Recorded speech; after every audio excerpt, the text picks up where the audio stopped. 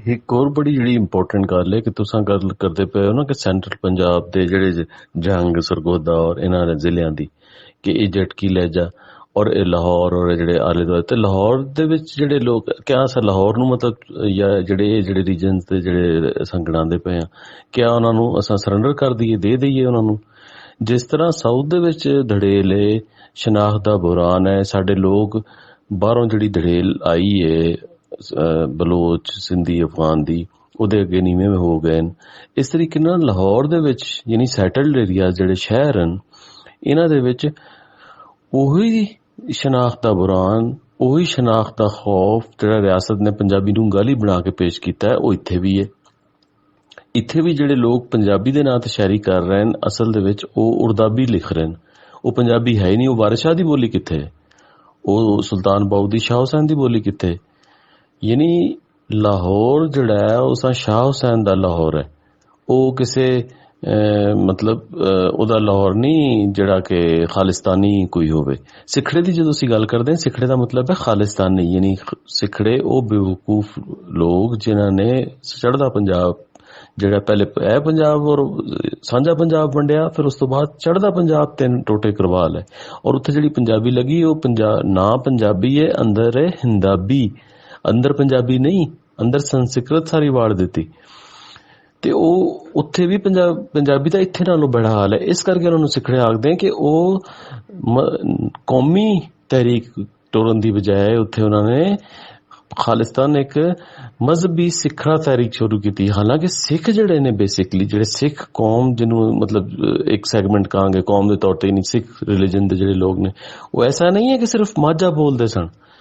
ਯਾਨੀ ਲਹਿੰਦੇ ਪੰਜਾਬ ਦੇ ਵਿੱਚ ਸਾਰੇ ਰੀਜਨਸ ਦੇ ਵਿੱਚ ਸਿੱਖ ਔਰ ਹਿੰਦੂ ਬੈਠੇ ਸਨ ਔਰ ਸਾਰੇ ਡਾਇਲੈਕਟਸ ਬੋਲਦੇ ਸਨ ਉਹ ਸਿਰਫ ਮਾਝਾ ਬੋਲਣ ਵਾਲੇ ਨਹੀਂ ਸਨ ਲੇਕਿਨ ਕਿਉਂਕਿ ਚੜ੍ਹਦੇ ਪੰਜਾਬ 'ਚ ਗਏ ਔਰ ਉਹਨਾਂ ਨੇ ਇੱਕ ਪਰਟੀਕੂਲਰਲੀ ਇੱਕ ਉੱਥੇ ਦਾ ਡਾਇਲੈਕਟ ਜਿਹੜਾ ਉਹਨੂੰ ਹਾਈਲਾਈਟ ਕੀਤਾ ਜਿਹੜਾ ਸਿਰਫ ਫਿਲਮਾਂ ਔਰ ਉਹਦੇ ਵਿੱਚ ਸਾਨੂੰ ਨਜ਼ਰ ਆਉਂਦਾ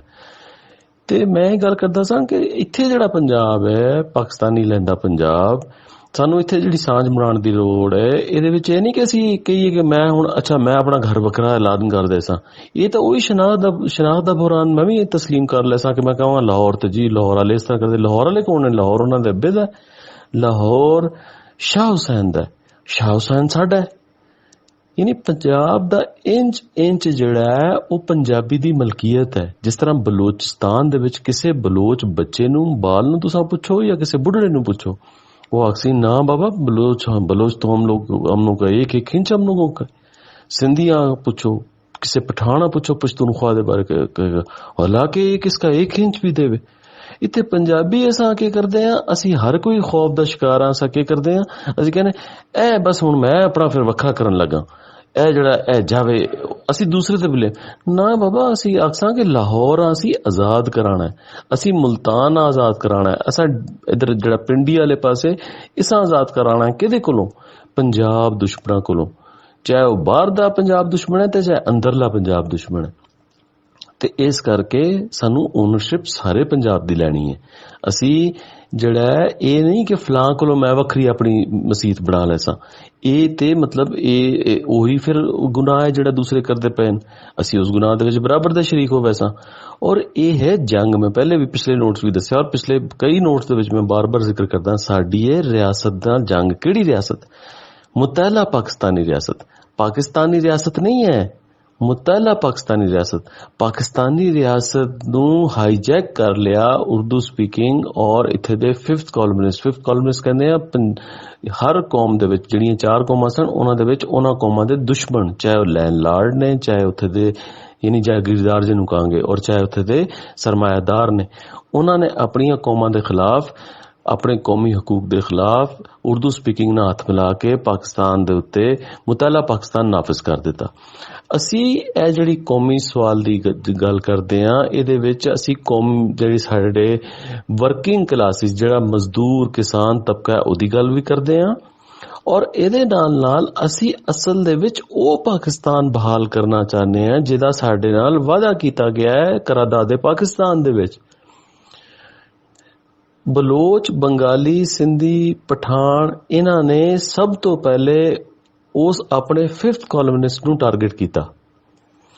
ਇਸ ਤਰੀਕੇ ਨਾਲ ਪੰਜਾਬ ਦੇ ਵਿੱਚ ਵੀ ਅਸੀਂ, ਮੈਂ ਪਹਿਲੇ ਨੋਟ 'ਚ ਵੀ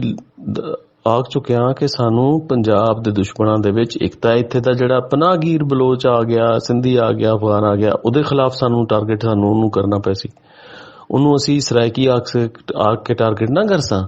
ਅਗਰ ਅਸੀਂ ਸਰਾਇਕੀ ਆਖ ਕੇ ਟਾਰਗੇਟ ਕਰਸਾਂ ਤਾਂ ਉਹਦੀ ਕਾਮਯਾਬੀ ਹੈ। ਅਸੀਂ ਉਹਨੂੰ ਪਨਾਹੀਆ ਆਖ ਕੇ ਟਾਰਗੇਟ ਕਰਸਾਂ, ਸੈਟਲਰ ਆ ਕੇ ਟਾਰਗੇਟ ਕਰਸਾਂ। ਉਹ ਕਵੇ ਮੈਂ, ਉਹ ਜਿੰਨਾ ਮਰਜ਼ੀ ਕਲੇਮ ਕਰੀ ਜਾਵੇ ਮੈਂ ਇਤਨੇ ਚਿਰ ਦਾ ਬੈਠਾ, ਉਹਨੂੰ ਕਹੋ ਤੂੰ ਇਤਨੇ ਚਿਰ ਦਾ ਬੈਠਾ ਤਾਂ ਤੂੰ ਇੱਥੇ ਫਿਰ ਖਾ ਕੇ ਇੱਥੇ ਦਾ ਵਰਤ ਕੇ ਉਤਨਾ ਹੀ ਵੱਡਾ ਜ਼ਿੰਮੇਦਾਰ ਹੈ ਜੇ ਤੂੰ ਇਹਦੀ ਵੰਡ ਦੀ ਗੱਲ ਕਰਦਾ। ਕਿਉਂਕਿ ਸਿੰਧ ਦੇ ਬਲੂਚਿਸਤਾਨ ਦੇ ਵਿੱਚ ਕੋਈ ਵੀ ਬਾਹਰ ਦਾ ਬੰਦਾ ਜਾ ਕੇ, ਹੁਣ ਜਿਸ ਤਰ੍ਹਾਂ ਬਲੂਚਿਸਤਾਨ ਦਾ ਵਜ਼ੀਰ ਆਲਾ ਜਾਮ ਹੈ, ਜਾਮੋਟ ਹੈ, ਜੱਟ ਹੈ, ਉਹ ਕਦੇ ਹੀ ਸੋਚ ਸਕਦਾ, ਪੁੱਛ ਕੇ ਦੇਖ ਲੈਣਾ ਉੱਥੇ ਜਿਹੜੇ ਜਾਮੋਟ ਬੈਠੇ ਨੇ ਬੇਲੇ ਦੇ ਵਿੱਚ, ਲਸਬੇਲਾ ਦੇ ਵਿੱਚ, ਉਹ ਕਦੇ ਵੀ ਉਹਨਾਂ ਦੀ ਜ਼ਰੂਰਤ ਨਹੀਂ ਕਿ ਉਹ ਮੂੰਹ ਦੇ ਵਿੱਚ ਬਲੂਚਿਸਤਾਨ ਦੀ ਵੰਡ ਦੀ ਗੱਲ ਕਰਨ, ਹਾਲਾਂਕਿ ਉਹਨਾਂ ਦੀ ਜ਼ੁਬਾਨ ਵੱਖਰੀ ਹੈ। ਤੇ ਇਸੇ ਤਰੀਕੇ ਨਾਲ ਇੱਥੇ ਜਿਹੜਾ ਬਲੋਚ ਬੈਠਾ ਇਹਨੂੰ ਕਹੋ ਤੂੰ ਇਹ ਕਲੇਮ ਕਰਦਾ ਮੈਂ ਫਲਾਂ ਟਾਈਮ ਦਾ ਬੈਠਾ ਤਾਂ ਤੂੰ ਫਲਾਂ ਟਾਈਮ ਦਾ ਇੱਥੇ ਬਹਿ ਕੇ ਵੱਧ ਪੰਜਾਬ ਦੀ ਵੰਡ ਦੀ ਗੱਲ ਕਰਦਾ, ਤੇਰੀ ਜ਼ਰੂਰਤ। ਇਹ ਗੱਲ ਜਦੋਂ ਅਸੀਂ ਸਟੈਂਡ ਲੈਸਾਂ ਔਰ ਉਹਨੂੰ ਪਨਾਹੀਆ ਆਖਸਾਂ ਕਿ ਇੱਥੇ ਜਿਹੜੇ ਪਨਾਹੀਏ ਬੈਠੇ ਨੇ, ਇੱਥੇ ਜਿਹੜੇ ਬਲੋਚ ਪਨਾਹੀਏ, ਸਿੰਧੀ ਪਨਾਹੀਏ ਔਰ ਅਫਗਾਨ ਪਨਾਹੀਏ ਬੈਠੇ ਨੇ, ਇਹ ਪੰਜਾਬ ਦੇ ਦੁਸ਼ਮਣ ਹਨ, ਇਹ ਬਾਜ਼ ਆ ਵੰਜਣ ਪੰਜਾਬ ਦਾ ਅਸਾਂ ਇੱਕ ਇੰਚ ਨਾ ਵੰਡਦੇ ਸਾਂ। ਔਰ ਉਸ ਤੋਂ ਇਲਾਵਾ ਉਹਨਾਂ ਦੇ ਨਾਲ ਪੰਜਾਬ ਦੀ ਰੂਲਿੰਗ ਲੀਡ, ਪੰਜਾਬ ਦਾ ਹੁਕਮਰਾਨ ਅਸ਼ਰਾਫੀਆ ਜਿਹੜੀ ਪੰਜਾਬ ਔਰ ਪਾਕਿਸਤਾਨ ਦੋਵਾਂ ਦੀ ਦੁਸ਼ਮਣ ਹੈ, ਜਿਹੜੀ ਪਾਕਿਸਤਾਨ ਦੇ ਵਿੱਚ 4 ਕੌਮਾਂ ਔਰ ਉਹਨਾਂ ਕੌਮਾਂ ਦੇ ਵਤਨਾਂ ਦੀ ਦੁਸ਼ਮਣ ਹੈ। ਉਹ ਚਾਹੁੰਦੀ ਹੈ ਇਹਨਾਂ ਨੂੰ ਅਸੀਂ ਮਤਲਬ ਇਹਨਾਂ ਨੂੰ ਵੰਡੀਏ ਔਰ ਪੰਜਾਬ ਤੋਂ ਸ਼ੁਰੂ ਕਰ ਰਹੇ ਨੇ, ਤਾਂ ਅਸੀਂ ਉਹਨਾਂ ਦੇ ਖਿਲਾਫ ਆ।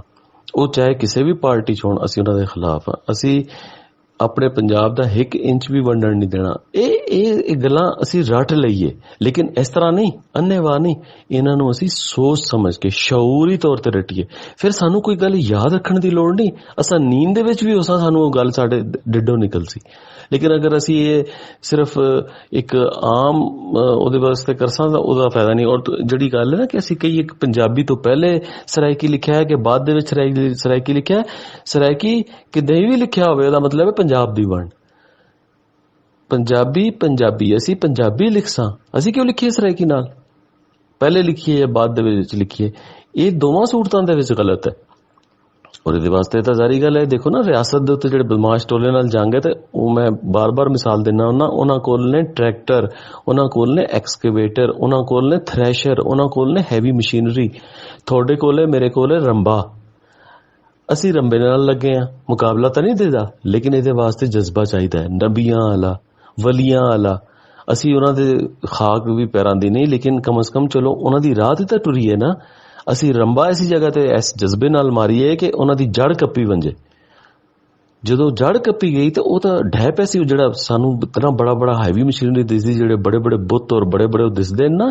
ਅੰਦਰ ਇਹਨਾਂ ਦੇ ਕੱਖ ਨਹੀਂ, ਕਿਉਂਕਿ ਕੂੜ ਦੇ ਉੱਤੇ ਬਣੇ ਨੇ। ਇਹ ਕੂੜ ਜਿਹੜਾ ਹੈ, ਇਸ ਕੂੜ ਦੀ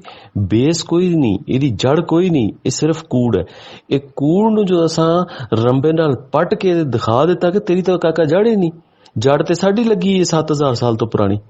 ਮਹਾਭਾਰਤਾ ਚ ਆ ਕੇ ਦੇਖ ਲਾ, ਹਰੱਪਾ ਔਰ ਟੈਕਸਲਾ ਚਲਾ ਜਾ, ਉੱਥੇ ਤਾਂ ਸਾਡਾ ਵਜੂਦ ਗਵਾਹੀ ਦੇ ਰਿਹਾ। ਤੇ ਇਹ ਵੇ ਕਿ ਅਸੀਂ ਚੀਜ਼ਾਂ ਨੂੰ ਸਮਝ ਕੇ, ਇਹਦੇ ਵਾਸਤੇ ਪੜ੍ਹਨਾ, ਸੁਣਨਾ, ਸਮਝਣਾ, ਉਸ ਤੋਂ ਬਾਅਦ ਫਿਰ ਖੁਦ ਬਖੁਦ ਅੱਲਾਹ ਪਾਕ ਜਿਹੜਾ ਉਹ ਮਦਦ ਵੀ ਕਰਦਾ ਹੈ ਸਰ ਜੀ।